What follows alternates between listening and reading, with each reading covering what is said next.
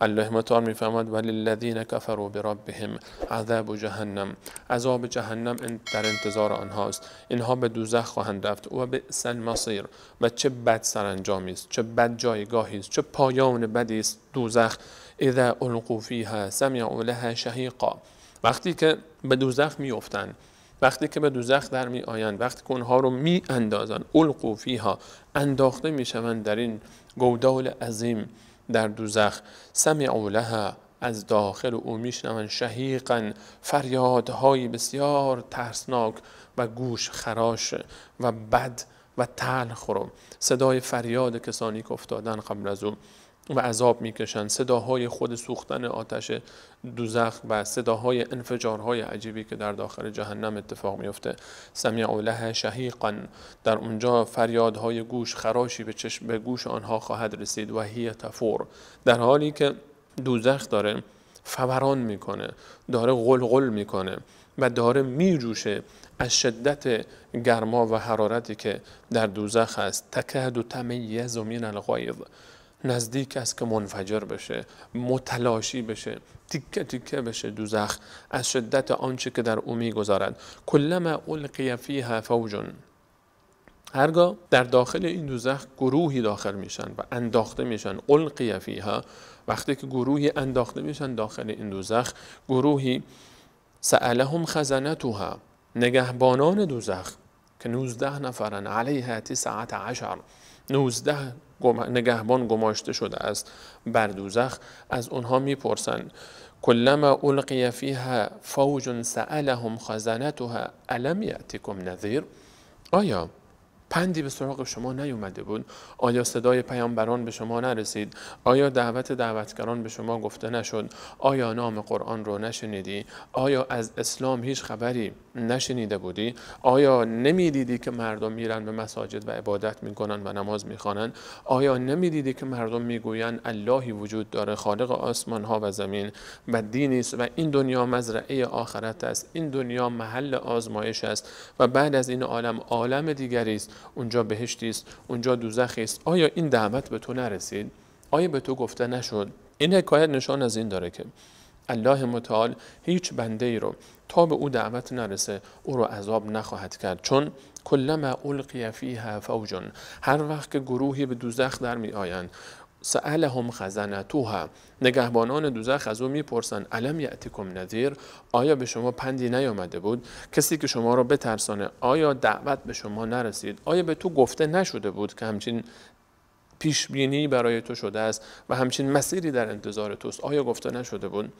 و اگر به کسی دعوت گفته نشه و نرسه به هر دلیلی، و ما کنا معذبین حتی نبعث رسولا، الله متعال در سوره اسراء میفرماید من هرگز عذاب نخواهم کرد قومی رو که به اونها رسولی فرستاده نشده، به اونها دعوتگری نرفته و نگفته، شخصی که به او دعوت نرسیده، خبر نداشته که اصلا اسلامی هست، قرآنی هست، پیامبری هست و حساب کتابی هست و دوزخ و جنتی هست، برای این شخص عذابی نخواهد بود. الم یأتکم نذیر، اونها میگویند آیا به شما نرسید پند و پیام رسانی؟ آیا کسی شما رو بیم نداد از آنچه که پیش روی شماست؟ میگویند قالوا بله به ما گفته شد، قد جاءنا نذیر، به ما آمد پند و اندرزی، پیامبران آمدن به ما گفتن، دعوتگران به ما گفتن، به من دعوتگری میگفت که اسلام هست، که قرآن هست، که پیامبری هست، قیامتی هست، بهشتی هست و دوزخی هست، به من میگفتن این چیزا رو من میگفتن، اما متاسفانه فکذبنا، و ما تکذیب کردیم، گفتیم آقا برو ول کن ما رو، همه اینها دروغه، آقا کشف که این چیزا، ول کن، حساب کتاب چیه، بهشت و دوزخ چیه، تقی به تقی خورده و دنیای به وجود اومده و همه چی از بین خواهد رفت و اون دنیا نه بهشتی است و نه دوزخی هست، بهشت من همین دنیای است. فکذبنا و قلنا، ما گفتیم ما نزل الله من شیء، الله متعال هیچ چیزی نازل نکرده، چیزی از آسمان ها نازل نشده، دینی وجود نداره، پیامبر چیه، آخرت و حساب کتاب چیه؟ و قلنا ما نزل الله من شیء ان انتم الا فی ضلال کبیر، شما کسانی که دعوت میدید ما رو، شما کسانی که فکر میکنید آخرتی هست، حساب کتابی هست، دوزخ و بهشتی هست، شما در یک گمراهی آشکاری به سر میبرید. آقا ول کن این چیزا رو، برو خوش باش، وقت تو تلف نکن. این بیچاره ها رو نگاه کن، دلشون رو خوش کردن به اینکه قیامتی هست، حساب کتابی هست.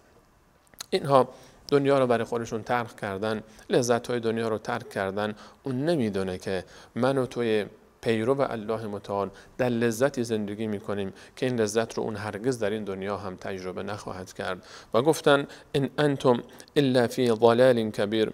اونها اعتراف میکنن روز قیامت به این اشتباه خودشون، به این تکذیبشون و حتی جملاتی که میگفتن ما به اونها میگفتیم شما در گمراهی آشکاری هستید. و قالوا، و میگویند لو كنا نسمع، و قالوا، و گفتند. الله متعال حتی فعلی که برای اینها استفاده میکنه، گرچه درباره آینده صحبت میشه و دوزخی که پیش روی آنهاست، اما فعلی که الله متعال استفاده میکنه این فعل برای گذشته است. و قالوا، فعلی که در گذشته اتفاق میفته.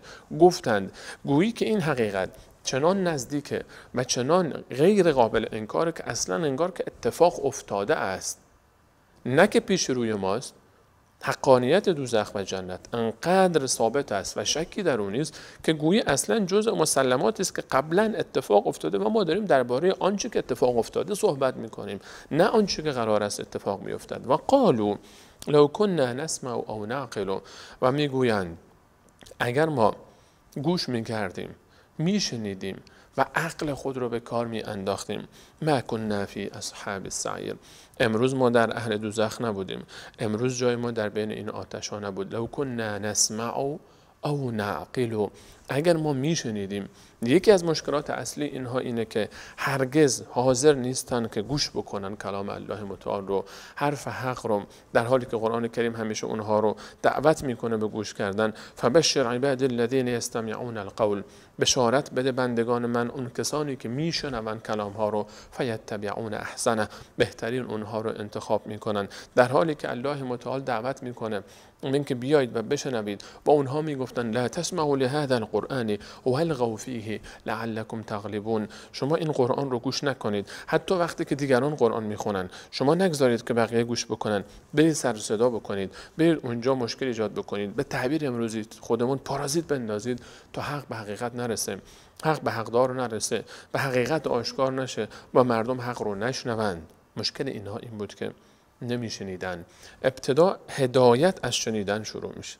انسان میشنوه و بعد باید فکر بکنه درباره آنچه که شنیده. آنچه که میشنوی رو همین الان وقتی شنیدی بعد با خودت خلوت کن، بشین و تعقل کن، تفکر کن. اینطور نباشه از این حرف از این گوشت بیاد و از این گوشت بره بیرون. این گونه نباشه. حرف رو بشین دربارش فکر بکن.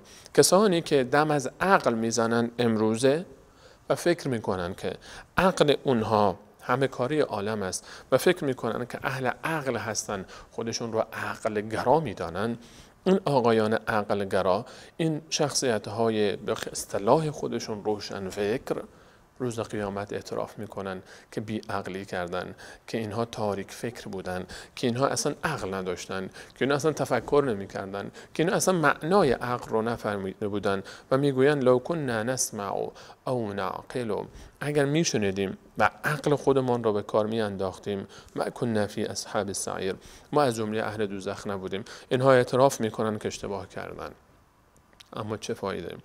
اینها اعتراف میکنن که عاقل نبودن، که عقل خودشون رو به کار نینداختن و اینها اعتراف میکنن به این حقیقت، اما اون موقع دیگه فایده نخواهد داشت. فاعترفوا بذنبهم، اینها اعتراف میکنن به گناه خودشان. فسحقا لاصحاب السعیر، نفرین باد، دوری از رحمت الله متعال، لعنت بر یاران آتش، همدمان آتش، کسانی که به دوزخ میافتن. اون موقع دیگه چه فایده ای داره این کار رو کردن؟ اون موقع اعتراف چه فایده ای داره؟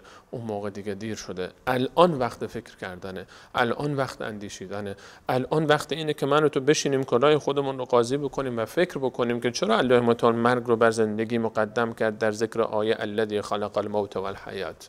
مرگ یعنی چی؟ بعد از مرگ چه خواهد شد؟ کی مرگ من و تو فرا میرسه؟ اگر همین الان مرگ من فرا برسه من چیکار باید بکنم؟ آیا آمادگی داری برای مردن؟ آیا حاضر هستی برای مردن؟ آیا چیزی پیش فرستادی برای قبر خودت؟ برای بعد از قبر خودت؟ بعد از مرگ چیکار میخوای بکنی؟ بعد از مرگ در قبر با تو چه اتفاقی خواهد افتاد؟ ولو این که شک داری درباره قبر، آیا مرگ رو که شک نداری میمیری، بعد از مرگ چیکار میکنی؟ داخل قبر هزاران سال چیکار میخوای بکنی؟ روز قیامت وقتی که خارج بشی از قبر چیکار میخوای بکنی؟ میلیاردها میلیارد سال بعد از حشر شدن در صحرای محشر رو چیکار میخوای بکنی؟ فکر بکن و توکل بکن به الله متعال و شروع بکن قبل از اینکه حال من و تو به این وضعیت برسه.